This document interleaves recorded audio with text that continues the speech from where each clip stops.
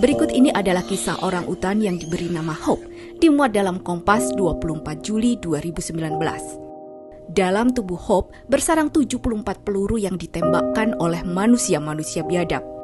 Ketika dihujani peluru, ia tetap memeluk anaknya dalam dekapan.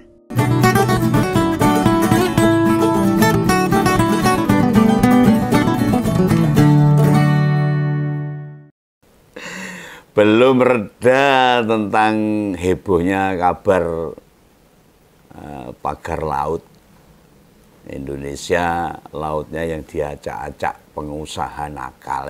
Sekarang muncul lagi kabar yang tidak mengenakan. Sekarang giliran hutan kita yang diacak-acak sama perkebunan sawit. Dan data itu malah yang bongkar tuh Menteri ATR, Kepala BPN, Bang Nusron Wahid. Kok ya seamburadul begini tata kelola negara kita ini. Ya kayak yang muncul di persoalan-persoalan yang meresahkan rakyat, Pak.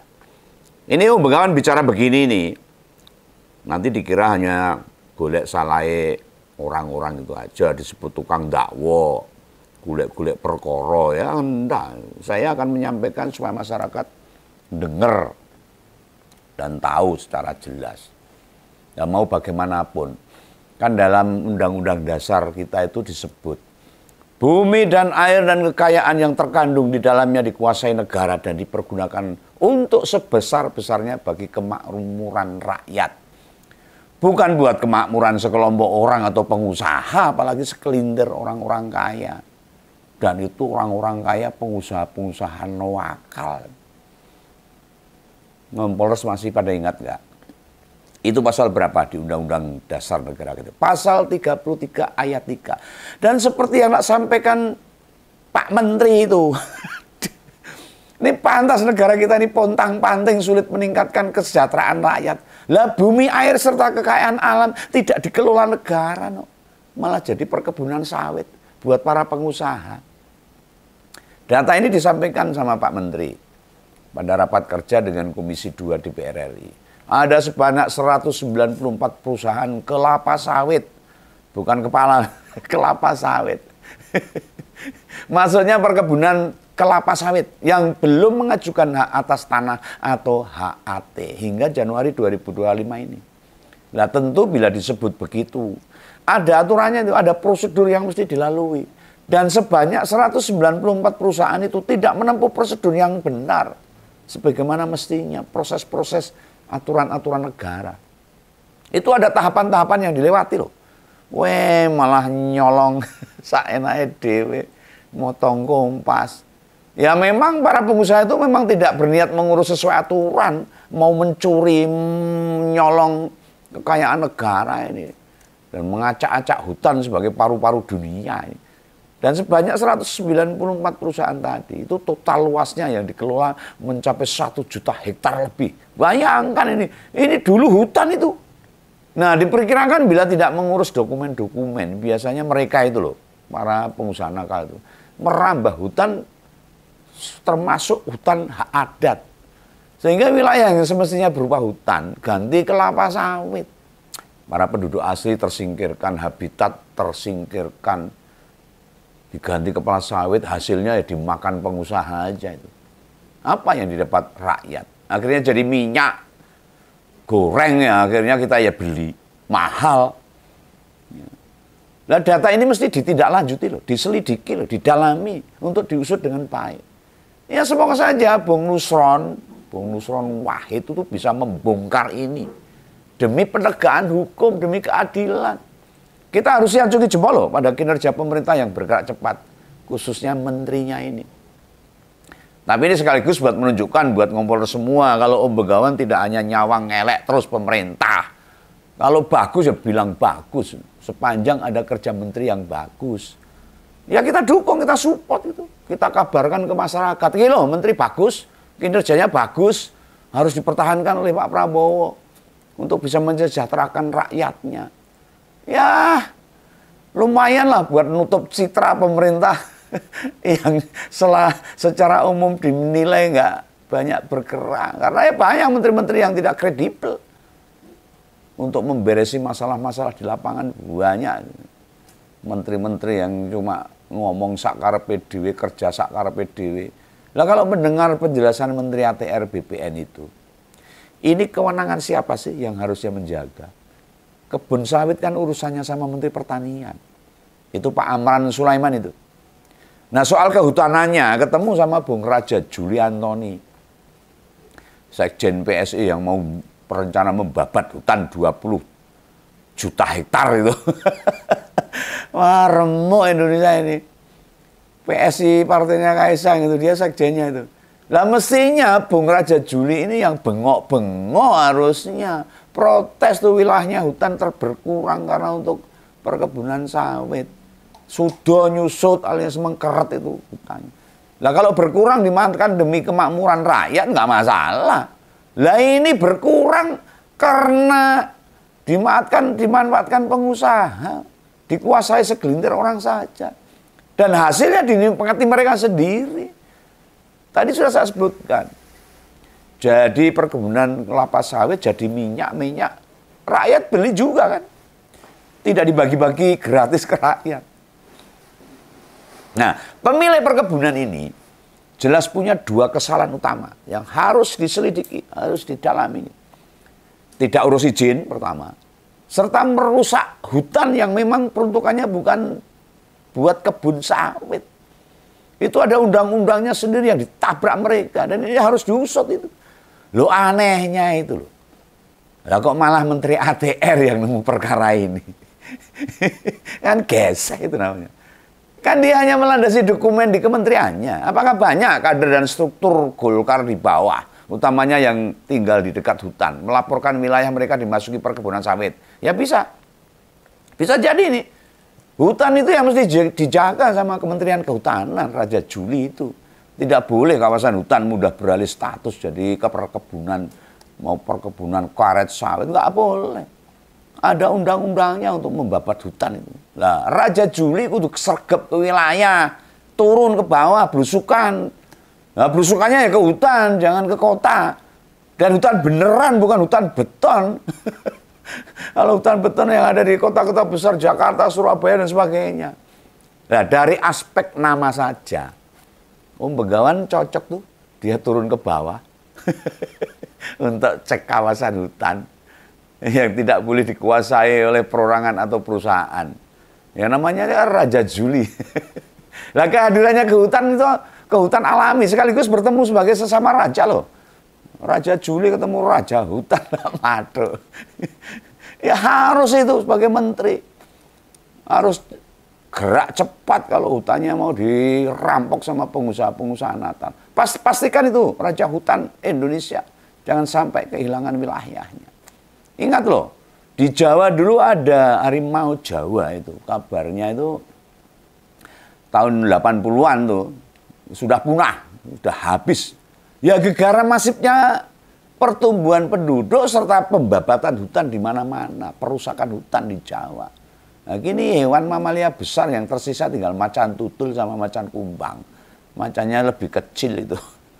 Nah si Bung mantan aktivis pemuda Muhammadiyah ini harus punya rasa tanggung jawab. Menjaga hutan Indonesia. Dia saya sebut Raja Hutan. Karena dia Menteri Kehutanan. Boleh dong. Keren itu. Harus menjaga hutan, entah itu hutan lindung, hutan konservasi. Wah, kami sosol sana. Maupun hutan produksi. Dan mengganti status hutan ke perkebunan itu bukan perkara gampang. Ada aturannya, proses yang dilaluinya panjang. Harus ada izin sana sini, menteri sana sini. Yang sesuai dengan tupoksi menteri mereka masing-masing. Lah mesti testisnya, Om Begawan ya belum begitu paham. Harusnya yang marah itu kalau ada pembabatan hutan ya Raja Juli ini. Yang saya menyebutkan Raja Hutan karena Menteri Kehutanan. Lah kok malah Bung Nusron loh. Lah kan aneh ini. Lah ini Raja Juli itu kerjaannya apa sebagai Menteri Kehutanan? Lo mau bagaimanapun kawasan hutan di Indonesia mesti dipertahankan. Sebab pada zaman Pak BY itu horor loh, menakutkan loh. Betul itu. Dulu hutan kita itu hilang seluas 3 lapangan bola tiap menit. Aduh. Nggak bisa bayangkan, tiap 3 menit itu hilang seluas 3 lapangan bola itu. Bayangkan, hutan ukuran 3 kali lapangan bola hilang per menitnya. Total dalam 2009 hingga 2013 itu ada 4,9 juta hektar hutan kita lenyap. Seluas apa coba? 4,9 juta hektar itu. Susah lah bayangin, rusak itu. Lah biar ngukur gampangnya itu 4,9 juta hektar itu setara luas Provinsi Sumatera Barat. Itu entek hutannya. Itu diakumulasi seluruh Indonesia itu. Atau 7 kali luas Provinsi DKI Jakarta. Padahal itu ngitung hanya 4 tahun saja loh. Bagaimana dengan masa pemerintahan Pak BY 2004 sampai 2014? Wow, begawan rasa bayangin. Makanya sekarang banyak longsor, banjir, bencana alam bertubi-tubi ya karena hutan sudah mulai gundul. Ngeri banget itu sebenarnya. Loh, ada 1 hektar lahan yang semestinya hutan berganti perkebunan sawit. Ini persis kabar pagar laut kayak gini nih. Efeknya bukan sekedar tanah negara atau lahan milik rakyat dikuasai sekelompok orang saja. Ini juga bukan perkara menguntungkan orang-orang jahat yang menyedot kekayaan alam kita demi keuntungan diri atau segelintir orang. Termasuk bisa jadi dalam prosedur yang tidak pas. Ada aparat, baik aparat pemerintah maupun aparat keamanan, menerima sesuatu. Bisa dimungkinkan. Karena apa? Mereka bisa melakukan mengeksekusi pembabatan hutan beralih fungsi sebagai perkebunan sawit tanpa izin. Belum ada izin sudah bisa kerja. Kalau aparat pemerintah dan aparat keamanan tidak terlibat, nggak mungkin. Flora dan fauna keragaman tanaman maupun hewan di kawasan hutan serta lautan makin lama makin habis. Padahal Indonesia itu seindah surga. Dihancurkan, dirusak oleh para pengusaha-pengusaha nakal. Bagaimana Pak Prabowo? Lah sayangnya menteri yang berasal dari partai beringin ini tidak bercerita, orang ngomong sing jelas. Di mana saja kawasan 1 juta hektar itu. Yang agak heran ini Om Bengawan ini, banyak hal atau masalah justru diungkap oleh menteri-menteri baru loh. Bukan menteri-menteri yang sekarang merupakan jabatan lanjutan dalam jabatan sebelumnya. Yang menteri-menteri lama itu ngapain itu? Loh gampang saja sih mendukannya. Masa dulu seorang menteri yang punya urusan sama membuka kebijakan di periode kemarin. Itu namanya mempermalukan diri sendiri. Lah data ini mesti diperhatikan, didalami, diselidiki. Meski terkesan lambat, nggak apa-apa.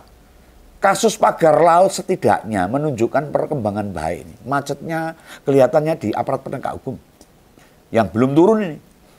Menelisik siapa saja yang turut di dalam penerbitan SHGB maupun SHM. Oh iya ini kabar terbaru ini. Di kasus pagar laut. Katanya Pak Kohot. Kok Pak Kohot toh? Maksudnya Pak Arsin, itu kepala desa Kohot. Kecamatan Pagu Haji Tangerang tuh kemarin tidak diketahui keberadaannya, menghilang. Ini bukan hanya di rumahnya, di kantor desanya juga nggak ada tuh. Jadi saat ditelepon jurnalis tidak direspon, katanya dia pergi sama Rubiconnya. Oh kepala desa naiknya mobil Rubicon loh, wah hebat. Uangnya dari mana? Bisa ditebak. Seorang kepala desa rumahnya mewah. Kekayaannya bisa ratusan miliar, naiknya mobil Rubicon, nalarnya. Mari kita hitung seorang kepala desa. Nah gimana kalau sudah begini? Tidakkah Pak Arsin ini termasuk salah satu saksi kunci yang harus segera ditangkap supaya semua terbuka, jelas kasus pagar laut di Tangerang. Bahkan nanti bisa merembet ke Bekasi dan Sidoarjo dan di mana saja di Indonesia yang dipagari itu. Yang informasinya penting munculnya pagar laut itu. Ya dari kepala desa Pak Arsin, kepala desa Kohot ini. Banyak yang diketahui oleh dia ini. Nah, Om Bengawan meminta ini Komisi 4 DPR segera memanggil Bung Nusron, Kementerian Pertanian, juga Kementerian Kehutanan buat mendalami perkara ini. Bisa juga turut menghadirkan Pak Agus Gumiwang itu Menteri Perindustrian karena kaitannya sama industri minyak loh. Menarik juga menunggu siapa saja yang turut berperan atas perambahan hutan buat diganti dengan perkebunan sawit ini. Dan kerap kali loh bila berurusan sama pengusaha-pengusaha gede, itu elit-elit rakyat di tingkat bawah kadang-kadang berkompromi kok kong kali kok malah berkomplot kok. Ya mesti tidak semua. Ya contohnya kayak tak ceritakan tadi, ada kepala desa yang terlibat. Kepala desa loh. Makanya di kasus perambahan hutan, apalagi status hutannya hutan hak adat itu. Entah kepala desa, kepala suku, ketua adat, ini rawan menerima sesuatu. Yang dirugikan secara langsung ya masyarakat setempat. Warga yang berada di hutan yang dirambah. Kawasan perkebunan kelapa sawit itu, bila di Indonesia itu kebanyakan berada di Sumatera, Kalimantan itu banyak tuh. Di luar itu sih kayaknya tidak begitu masif. Ya, yang harus kita tunggu di wilayah mana saja itu 1 juta hektar hutan yang dirambah, yang ditebangi, yang dirusak, kemudian berganti menjadi kebun kelapa sawit. Lu pantas sih kadang di medsos kita muncul kabar petani atau penduduk diterkam sama harimau. Ini biasanya di Sumatera itu. Yang terbaru tuh 22 Januari lalu tuh. Ada petani di Lampung Barat meninggal diterkam harimau. Di Muko-Muko Bengkulu 8 Januari Ibnu juga tewas tuh gara-gara hewan buas itu. Ya yang terbaru baru Senin kemarin tuh 2 sapi milik warga Aceh Timur jadi sajian makan malam hewan buas itu. Ya karena hutan sudah nggak ada makanan, dirusak oleh para pengusaha-pengusaha nakal itu. Akhirnya merambah untuk mencari makan di lingkungan penduduk. Merambah tuh masuknya mamalia besar ke tempat tinggal manusia. Karena lahan hutan tempat mereka berburu mangsa sudah menyempit. Nah, bukan itu saja loh. Hewan buruan atau mangsa yang tersedia makin berkurang. Makanya muncul konflik dengan rakyat. Dan turunan kerusakan alam akan terus berlangsung. Bahkan bertambah parah. Bila masifnya perkebunan sawit itu dibiarkan di tokne wae. Ditambah Bung Menteri Kehutanan Raja Juli Antoni sebelumnya punya rencana mau mengalihfungsikan 20 juta hektar hutan menjadi lahan pertanian serta energi. Ditahan dulu lah. Rakyat bisa marah ini. Kami sebagai rakyat, wah saya ini rakyat loh, meminta supaya kasus perambahan hutan ini diselidiki, didalami, dituntaskan. Periksa tuh bawahan-bawahanmu. Ada gak yang terlibat? Pasti ini gegara suap menyuap dari pengusaha-pengusaha nakal kepada para aparat-aparat pemerintah dan aparat keamanan. Kalau tidak, nggak mungkin para pengusaha nakal itu bisa jalan sendiri. Ya, itulah pendapat umum kawan, unek-unek umum kawan dalam ngompol ini. Oke ya, salam begawan, salam ngompol, jangan lupa subscribe. Dadah.